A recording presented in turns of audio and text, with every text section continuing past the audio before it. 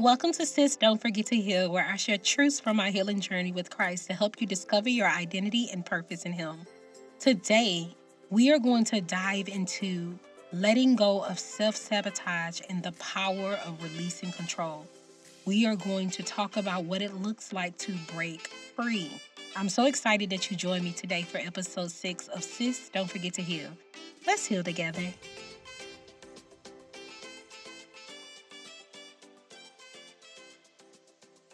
Hey there, and welcome back to Sis Don't Forget to Heal. In our last episode, we talked about the woman in Luke 7 who approached Jesus in her brokenness. She didn't wait until she was perfect, but gave everything she had. Her vulnerability, her surrender, and her willingness to offer her best to Jesus challenged us to bring our own brokenness before Him. We learned that healing doesn't require us to fix ourselves first. Jesus meets us right where we are. In today's episode, we are going to dive a little deeper into something that may surprise you. Even when we go to Jesus, we can still come back with issues if we're not willing to break free. And when I say we, I also mean me, because I've just been through this myself. Like literally, like these past couple of weeks, I was putting myself in a prison of my own making simply because I was afraid of losing control. I found myself stuck, not wanting to do anything, and honestly, not caring about much either. But the Lord, being so patient and kind, never stopped speaking to me, even when I felt lost. Right now, God is preparing me for this big transition to another state. On some days, I'm filled with excitement, like, yo, let's go. But then on others, I feel like overwhelmness, and I retreat into a cave of fear and doubt. The Lord has given me clear instructions on what I need to do for this transition, even though I've overcome procrastination and I'm more focused now. Because if you knew me then, you believe me now. Listen, okay, I'll stop before I really go into singing that whole song. But if you really knew me then, procrastination was my middle name, right? And now you hear people saying, you're so focused for God. You are on the right track, right? Not in all things, though. And I should be focused in not procrastinating in all things um, like I used to be. I used to wait till it was like last minute. But when it comes to ministry, writing a book or hosting a conference, I'm focused and on my A game. But when it came time to prepare for this move, suddenly I was dragging my feet. The first thing God told me to do was pack. And let me tell you, it felt like it took forever. But I eventually did it. And mind you, the things that God is telling me to do should not take forever. But because I'm dragging my feet and I'm taking my time because I'm overthinking or I'm overwhelmed, when I finally get to it, it don't take nothing but like 30 minutes to an hour to do what God is calling me to do. Because mind you, I came here with not much stuff. So it wasn't much stuff that I needed to pack. So I was hesitating. And when I did it, when I finally actually began packing and I started packing and putting it in the bins and putting it in a place where I can get ready to ship it out, God then revealed to me my moving date, the day that I would be moving. And that was a huge step for me, right?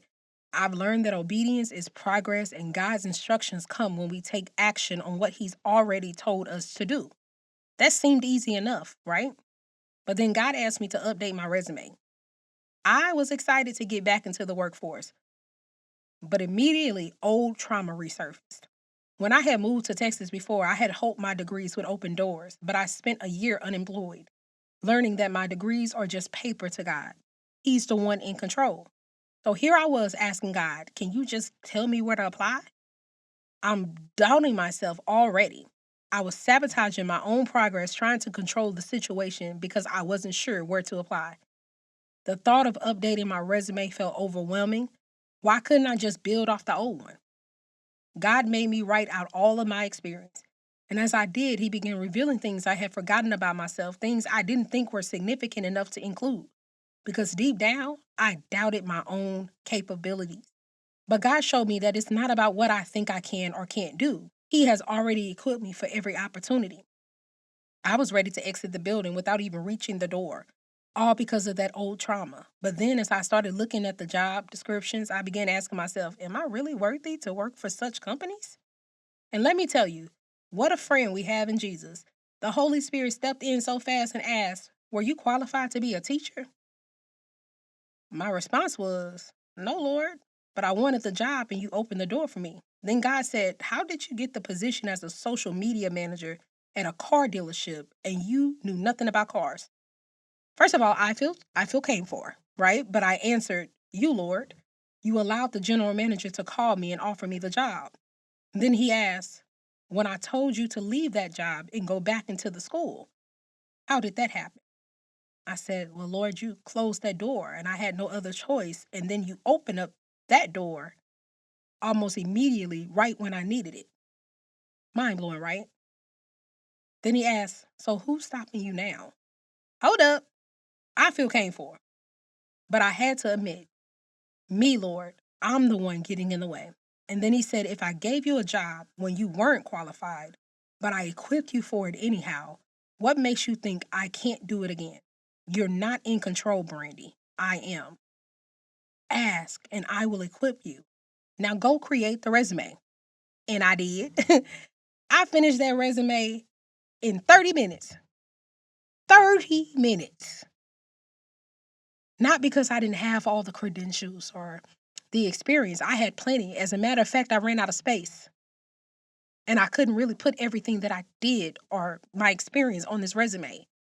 But the point is, I take something that is real quick to finish and I overthink and I begin to sabotage my steps that I don't even get to a place to get it done.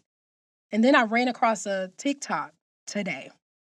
That TikTok boy had me in shambles. Like he was walking into the camera and he was like, oh, I don't know. I can't do that. I don't know if I like that. And I just can't. And he was just, the Lord said, who that sound like? I said, first of all, you're not going to come for me, Jesus. Not today. We done came over this hump. But it sounded like me. And it sometimes probably sound like you too. We make excuses before we even start. We begin to psych ourselves out of something before we even start. And he followed up after the, "No, I don't think I can do this. And why do I need to do this?" He followed up with, but did you start? And then he started showing, this is how I started painting. I painted and it looked like this. You can tell what it was. It wasn't terrible, but it may not be like how other people have done it. It wasn't terrible. It looked good. I could tell that what he drew was what he drew. And then he showed us what happened when he continued to do it. When he just got started, God began to give him more. He began to equip him. He began to learn more about his craft. He began to grow. The same thing with us. We may start somewhere, and in those moments that we're there, God is teaching us little things that's helping us for the position that he has lined up for us later. What took me forever to start only took me 30 minutes to complete. I had to stop overthinking and begin listening to God. How many of you psych yourselves out of things by overthinking?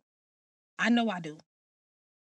But a friend of mine reminded me to dwell, to go back to the presence of God and just sit and listen. When I move slowly, it's not because I was trying to be disobedient. It's because I got in my own head and I began to doubt and fear. And I lost sight of what God had already promised. Finishing that resume showed me something incredible. Not only did God call me to this, but he had already equipped me for it. He even reminded me of awards I'd won and volunteer work I had done, things I had completely forgotten, y'all. But they were all part of my experience and qualification. Now my resume is so full. Again, I told you that I was like, Lord, you still want me to add more? Because it was so much. And I had to see it with my eyes to know, girl, God made you for this. Girl, God called you for this. Stop trying to sabotage yourself because you don't know how or what's happening and you can't control what you cannot see. Just do it. It's amazing what you can accomplish when you just remove yourself from the equation. I was making excuses in my own mind about why I wasn't capable, which led to procrastination and hesitation. Honestly, I needed deliverance real bad. But when I saw that finished resume, I couldn't help but say, okay, Lord, this is all because of you. We miss out on 100% of our blessings when we delay and disobey. But when we follow through and do what God says, we end up earning far more, not just the blessing we were waiting for, but even more than we could have imagined. I'm reminded of Gideon in the Bible when God called him to lead the Israelites to victory, even though he didn't feel qualified or capable. In Judges 6:14, the Lord says to Gideon, "Go in the strength you have and save Israel out of Midian's hand. Am I not sending you? Go as you are, but I'm with you." I may not know all the fancy jargon and things that is trending nowadays, but God is with me. Is he not sending me? Is he not sending you?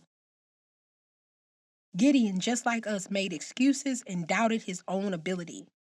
He replied, "Pardon me, my Lord, but how can I save Israel? My clan is the weakest in Manasseh, and I am the least in my family." And that's in Judges 6:15. God was calling Gideon to something greater than he could see in that moment. Why? Because Gideon needed to know that it wasn't him, but it was God. Sometimes God calls us to places that we are not qualified for. And he qualifies us simply because we need to understand that it's not us, but it's God. You're sabotaging you, but really you're being disobedient to God. And he kept making excuses. Like, give me a sign, Lord. You sure you want me to do that? God, do you see how little I am? Do you see how small we are in number? It's not about what you have. You have to come as you are, and it's what God will add to that. God was calling Gideon to something greater than he could see in that moment. He was insecure, just like I was when I thought I wasn't qualified to apply for those jobs. But God didn't ask Gideon to be perfect. He asked him to trust and step forward with what he had. Just like I learned with my resume, when we remove ourselves from the equation and trust God, he equips us with everything we need, even when we don't feel ready. In the same way, God was reminding me he's not asking us to have it all together. He's asking us to trust him and step into what he's already prepared for us.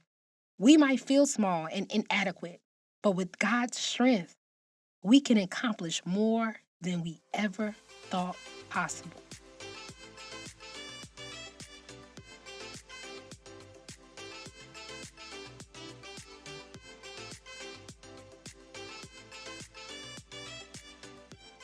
In my own journey, I've often found myself doubting my qualifications, overthinking my next steps, and allowing fear to control my decisions. Just like Gideon, I've questioned whether I was truly capable of what God was calling me to do. Gideon was a man who felt small, unqualified, and inadequate, just like I felt when facing challenges in my life. But God didn't ask Gideon to have everything figured out. He simply asked him to trust and step forward. In the same way, I've had to learn to stop doubting my abilities and trust that God has already equipped me with what I need. Just like the Lord said to Gideon, "Go in the strength you have." Judges 6:14. God is calling us to move forward, not in our own strength, but in his. And that's where healing begins. When we trust God enough to release control and step into his purpose, even when we feel inadequate. So I ask you today, what areas of your life are you trying to control? What have you been avoiding because you're unsure of your qualifications? It's time to stop holding back and trust that God has already equipped you for the journey ahead. I got some practical steps to help with healing through trust and letting go of control. Number one, recognize the areas where you feel inadequate. Take a moment to reflect on the areas in your life where you feel unqualified, unsure, or overwhelmed. Maybe you're doubting your abilities in your job, ministry, or even in relationships. Like Gideon, you might feel like the least qualified person for the task at hand. But God doesn't call the equipped, he equips the called. Acknowledge these areas and give them to God, trusting that he will provide everything you need. Judges 6:15. Pardon me, my Lord, but how can I save Israel? My clan is the weakest in Manasseh, and I am the least in my family. Number two, let go of the need to control the outcome. Just like I tried to control where to apply for jobs or how to build my resume, we often try to control things that are out of our hands. Instead of holding on tightly, let go of the need for certainty and allow God to lead you. Trust that he knows exactly what you need, even when it feels uncomfortable or uncertain. Release the outcome into his hands, knowing that He will guide you to exactly where you need to be. Proverbs 3:5-6.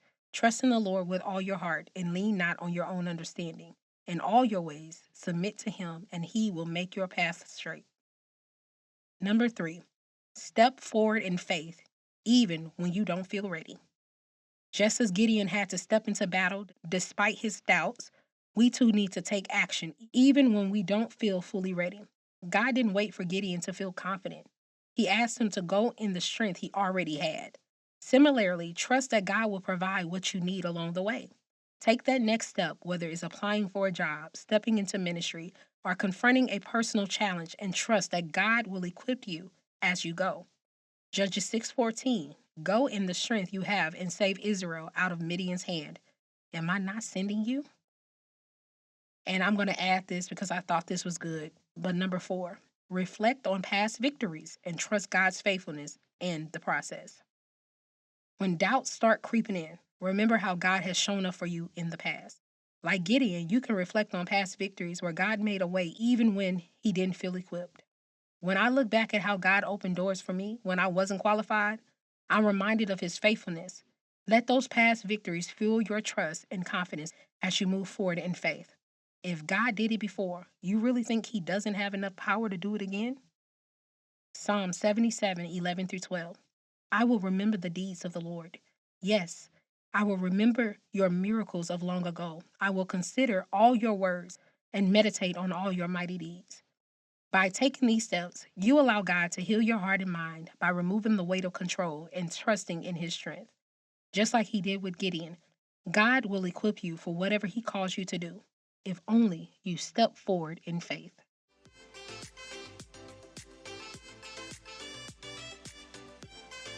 All right, guys, this is our journal entry for today. Reflect on the areas of your life where you've been trying to control outcomes or doubting your own capabilities. Just like Gideon did, are there places where you've been holding back because you don't feel qualified already? Write about those moments when you've let fear or insecurity stop you from stepping into what God has called you to do. How can you let go of control and trust God's provision and equipping in those areas? Think about where you've been struggling with surrender. What do you need to release to Him today? How can you step forward in faith even if you don't feel fully ready? Write down one action you can take this week to let go of control and move forward in trust, just like Gideon did. Write out a prayer asking God to help you trust Him with your doubts and equip you for the next step in your journey. A scripture to consider, we've been saying it throughout the whole podcast, but Judges 6:14. Go in the strength you have and save Israel out of Midian's hand. Am I not sending you? Is he not sending you? Just like Gideon, you don't have to feel qualified or ready to take that next step. You don't even have to have everything figured out. Just trust that God will equip you as you go. He's not asking for perfection, just for your willingness to surrender and step forward in faith. Healing isn't about having it all together. I've been saying this probably almost every episode. It's about trusting Jesus with your doubts, insecurities, and fears and allowing Him to guide you through each step. So, sis, whatever you're facing today, remember you're not alone in this journey. God is right there, ready to equip you and walk alongside you every step of the way. Thank you for joining us today on Sis Don't Forget to Heal. Remember, healing is a journey and Christ is with you every step of the way. Until next time, sis, don't forget to heal. Bye.